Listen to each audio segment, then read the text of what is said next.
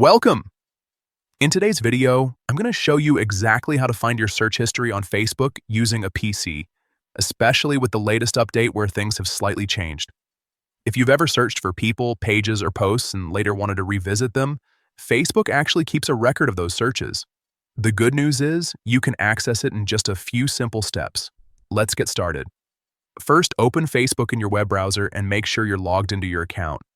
Once you're on the homepage, look at the top right corner of the screen. You'll see your profile photo there. Go ahead and click on it. A drop-down menu will appear. From this menu, find and click on Settings and Privacy.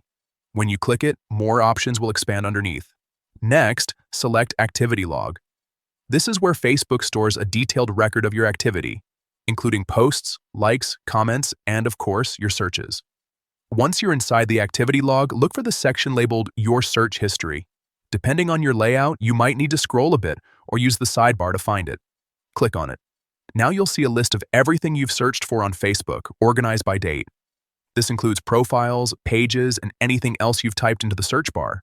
From here, you can review your past searches or even delete specific entries if you want more privacy.